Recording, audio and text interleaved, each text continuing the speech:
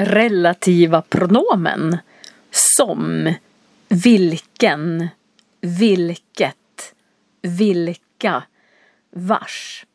Lär dig svenska med Marie Rödemark. Vad är relativa pronomen? Relativa pronomen är som, vilken, vilket, vilka, vars. Relativa pronomen syftar tillbaka på något som redan tidigare sagts.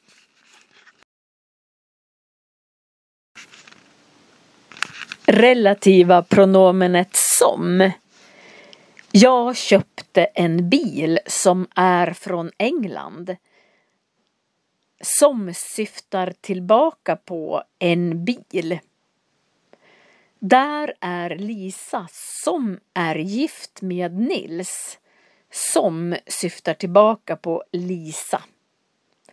Här är Marie som arbetar som lärare. Som syftar tillbaka på Marie. Här är en bok som jag tycker mycket om. Som syftar tillbaka på en bok. Det relativa pronomenet vilken. Vilken syftar tillbaka på en ord. Han går till skolan, vilken han tycker är kul. En skola, då blir det vilken. Han läser en bok, vilken är mycket intressant. Det är en bok, därför blir det vilken. Han leker med katten, vilken är svart och vit. Katten är ett n-ord, en katt. Därför blir det vilken. Det relativa pronomenet vilket. Vilket syftar tillbaka på ett ord. De skulle köpa ett hus, vilket blev väldigt dyrt. Det heter ett hus, därför blir det vilket. Jag köpte ett frimärke, vilket kostade 10 kronor.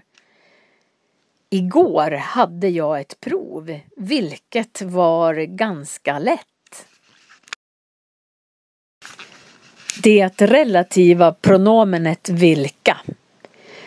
Vilka syftar tillbaka på pluralord. Jag har 3 barn. Vilka är överallt, hela tiden. Jag köpte 2 frimärken. Vilka kostade 10 kronor styck. Igår hade jag 2 prov. Vilka var ganska svåra. Det relativa pronomenet vilket kan syfta tillbaka på flera ord en hel sats. Klas städade klart sitt rum, vilket hans pappa gillade. Vilket syftar tillbaka på att han städade klart sitt rum. Han bad mig komma tillbaka, vilket jag lovade. Han kom på besök, vilket var roligt.